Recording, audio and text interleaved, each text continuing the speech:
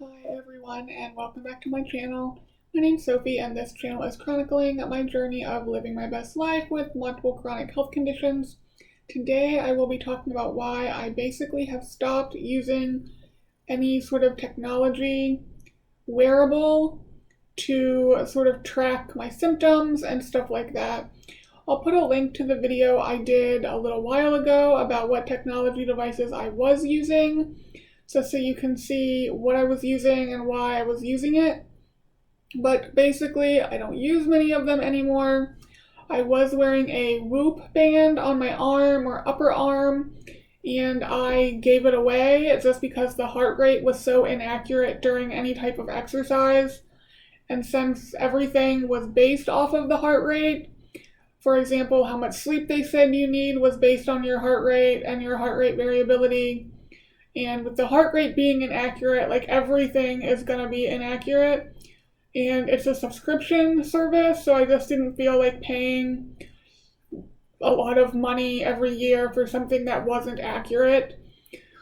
So I don't have that anymore. Then I don't really wear a smartwatch. I do sort of own one, so I got this off Amazon a very long time ago, back in 2020, I think. For the purpose of attempting to show my doctors what was going on.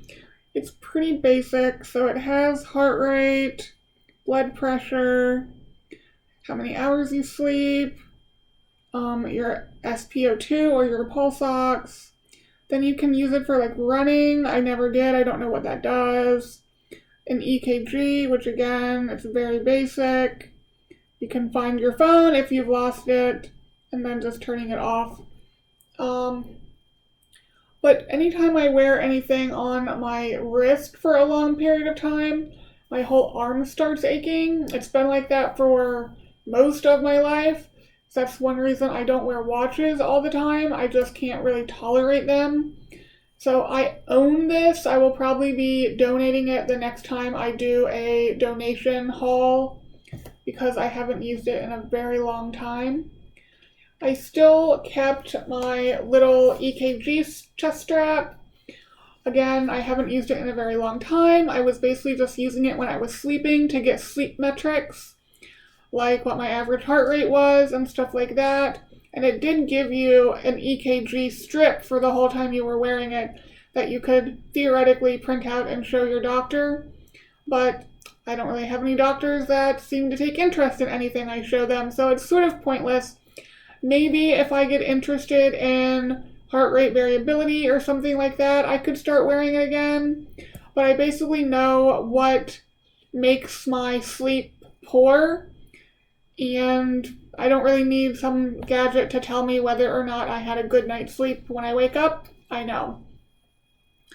The one thing I use, again, very rarely, but more than either of those, I don't think I've used either of those in over a year now, is this Apollo Neuro, and it is a wearable. You can wear it on either your wrist or your ankle, and it is supposed, well, it vibrates, and it vibrates to different frequencies at different intensities, and this is what the app looks like.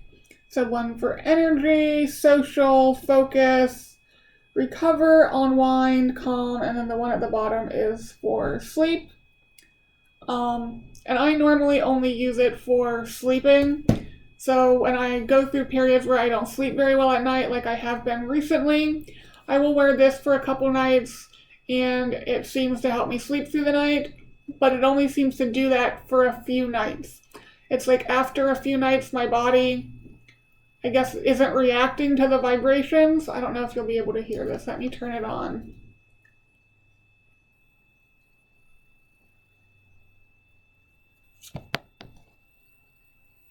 I have no idea. You guys probably can't hear that. But it's just vibrating a little bit, and you can change the intensity of the vibrations, and then depending on what program you pick, it vibrates at different frequencies. And the awake one does seem to help, but the problem is when it shuts off, I can just feel my whole body just sort of go, ugh. So not great for that. Maybe if you didn't have a tendency to just like instantly fall asleep at the drop of a hat, it might be helpful. But I would need something like that all the time to be helpful. And I've fallen asleep while wearing it because I was trying it before I started the medication to help me stay awake during the day, just to see if it would be a like non-pharmacological way to stay awake. And as soon as it would shut off, it just, yeah, not ideal for me. The other thing I will talk about is an app. I do not use the app because I am not normally on my phone. I am always, well, not always, but if I am in the house, I am on a computer device, not a phone. So anything that requires me to be on my phone regularly just isn't going to get used. It was like that way for an app I was supposed to use for work and check in every day. I ended up putting the website for the app on my PC during my morning tabs that I opened to check like my bank accounts and the weather and everything. I put the web version of the app there because I just click a folder and open all the tabs in the morning so I could check in daily there because I just don't remember to do it. Anyway, the app I am talking about is called Visible, and sorry guys, it's designed for people with chronic illnesses.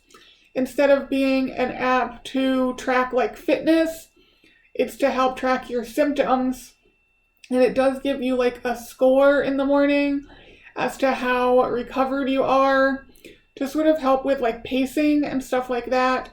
I do know a few people who use it, and they do say that it's pretty right on with how they feel.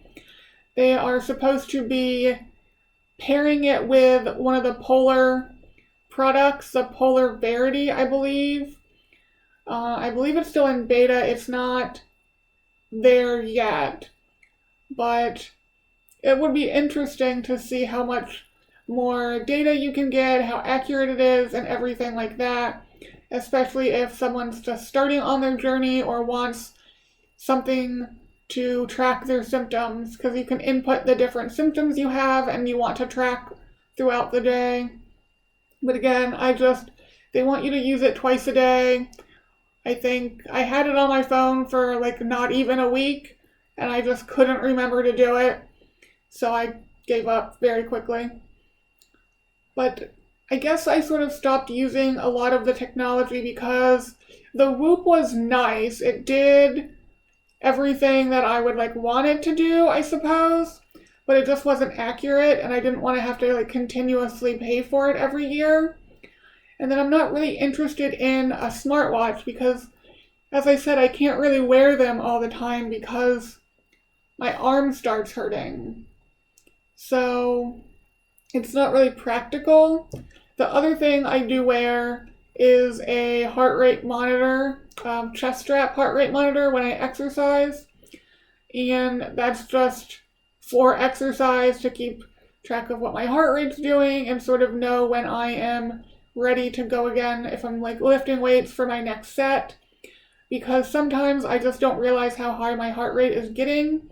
This morning, for example, I was at the gym and I was doing some assisted pull-ups.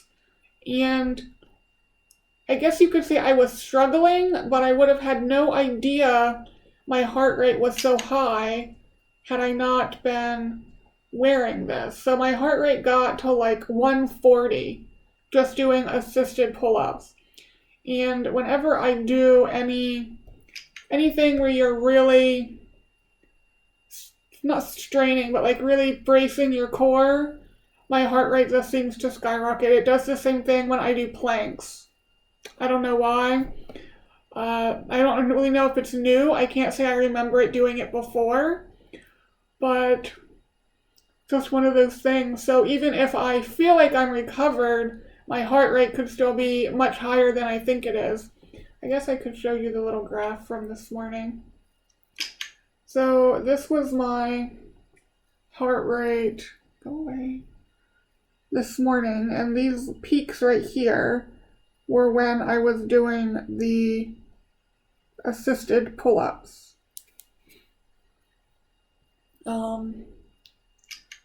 But yeah, it's interesting. But that's the only thing I use on a consistent basis is the chest strap heart rate monitor for exercise, because heart rate is one of the metrics I will use, especially for cardio, to see if I'm getting more fit, whatever that is, along with time and distance, depending on what type of cardio I'm attempting to do.